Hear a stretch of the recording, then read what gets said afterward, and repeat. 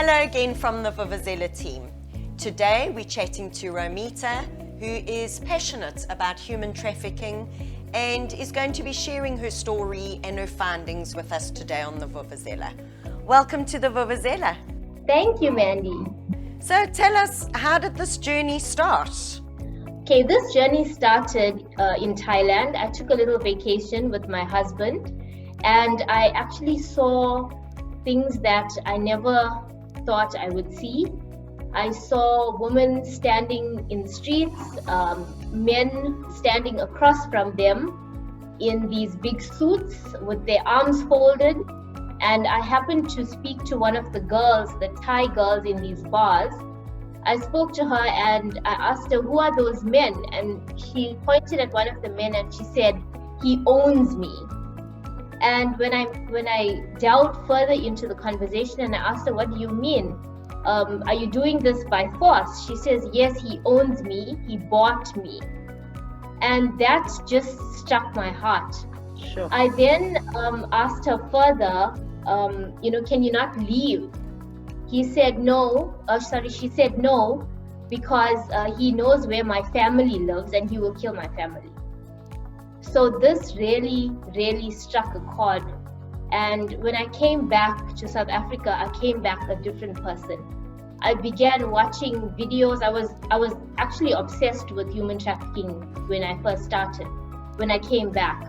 And it was shocking. I mean, it's happening in South Africa, it's happening in Durban, in Joburg, in Cape Town, in all provinces.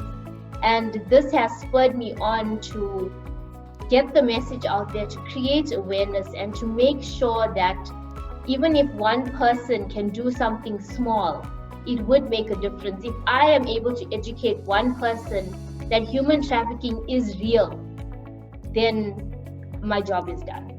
Wow, what a journey. Yeah, we often travel to these places overseas and see things that possibly are around at home, but we don't see it in our daily lives. How involved, as a journalist, have you been writing stories about the reality of this? Yes, I'm actually very blessed to be in a space where I'm exposed to other media companies.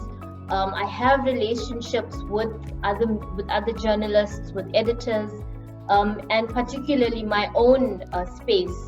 I work for local government, and this is one of the areas that we need to promote, because anti-human trafficking initiatives, because being in local government, you are responsible for your citizens. So yes, I have written articles in my space. I've also published articles in a few other newspapers, and I do a whole lot on my personal social media page. And also I've established a page called Fact Human Trafficking is Real on Facebook. How can people actually get involved with you and your cause to actually make a difference? Okay, so there's many things that people can do. If you do not want to get directly involved in the cause, you can help by sharing any information that you see on social media. You can speak to your friends, your family about it. If you do notice anything that's untoward in your space, that you suspect that it may be human trafficking or some sort of forced activity on another person, you can go and report it to law enforcement. And I work with many organizations. I follow many organizations that promote anti-trafficking initiatives. So I also attend, because of the coronavirus, there's been a lot of webinars that have come out on social media from many organizations. And I find the information so helpful. So I share that information on my space, on my social media space. And it's a click of a button, just share and, let the world see what's happening. And tell me, if there is somebody in a situation, or if anybody knows of somebody in that situation, very often people, I think, are cautious of just running to law enforcement. Not saying anything detrimental in that regard, but I think, like with most causes of this nature, people would rather speak to somebody who actually understands and can be guided by somebody who's either gone through it or knows what actually works. What advice can you give to people in this situation? I think, as I said before, if you don't want to approach law enforcement, there is a national human trafficking hotline, which is 0800 222 777. So, at this phone number, you can speak to somebody. They will advise you how best to go about what you've seen, or if you're a victim yourself, you can approach a social worker. You can approach somebody elder if you're underage, or there are so many different ways of doing it. If you don't want to approach law enforcement, I do understand, because law enforcement, in terms of South Africa and our prosecutions, we've come a long way with regards to human trafficking. We have adopted the relevant pieces of legislation in 2015, but obviously more can be done, because we have so much more to tell, so much more awareness that needs to be made out there, so more and more people get the reality into their minds that this is actually real. It's not something you only see on the movies. In these traffic rings that are in South Africa, are they bringing, and I mean this is just out of interest's sake, are they bringing people in that are being trafficked? Are they taking people out, or is it actually both? It's actually, South Africa is according to the Trafficking in Persons report, which is released by the United States, where every country is measured against what they're doing according to the legislation.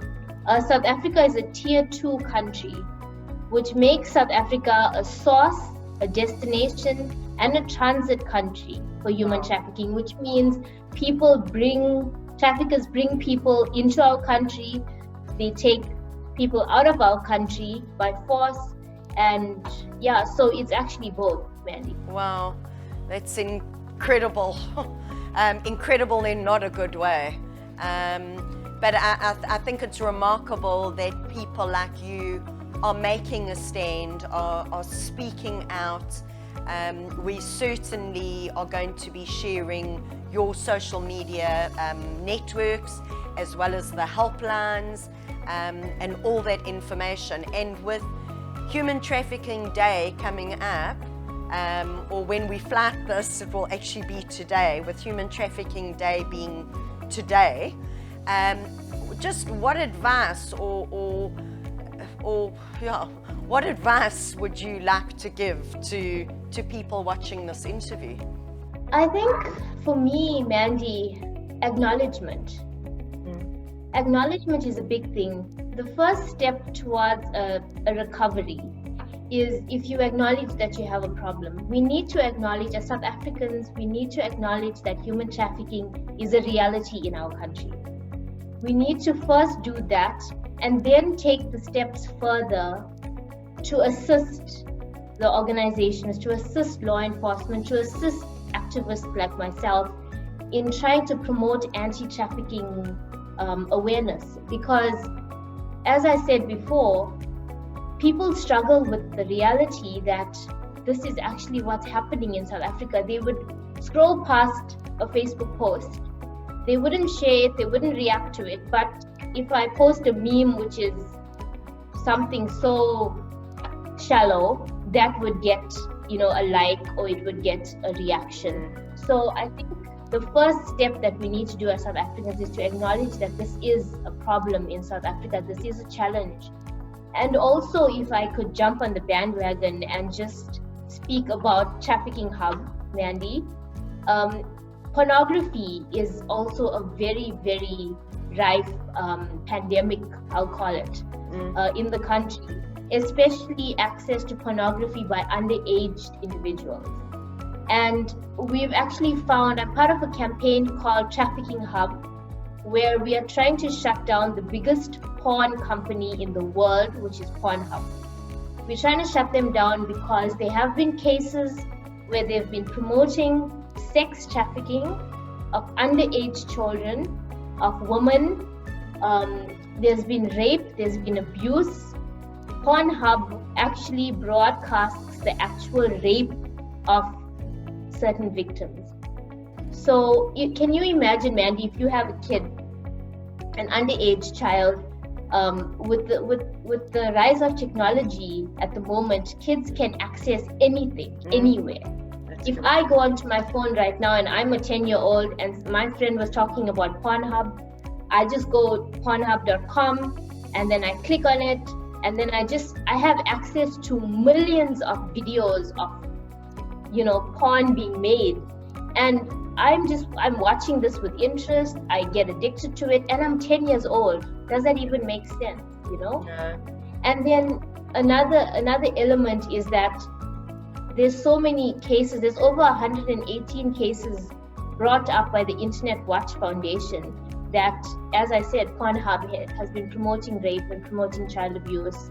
So if people can get behind this campaign to shut down Pornhub, all you need to do is sign the petition online, www.traffickinghub.com. That's all you need to do. We will do the rest. Romita, thank you so much for sharing your time with us today and, just bringing so much light to this topic that so many people don't necessarily like discussing. But it is a reality, as you say, and I know on behalf of the Vuvuzela team, just huge thank you to you and the other activists out there that are trying to create awareness, and thank you for the wonderful work that you're doing. And we will certainly be sharing your information as well as this interview far and wide to get whatever exposure that we can. So just thank you once again, hey? Thank you so much, Mandy. You have no idea how much this means to me, because as I said before, as a trafficking activist, we do not get a lot of exposure because people just don't want to talk about it. So I'm so thankful and so grateful that you guys decided to do this interview. So thank you so much. God bless you. To our viewers, this is certainly a real issue in South Africa, and to people like Romita, I'm 100% sure that all of you appreciate what she's doing as we do on the Vuvuzela. Please support her and campaigns around human trafficking.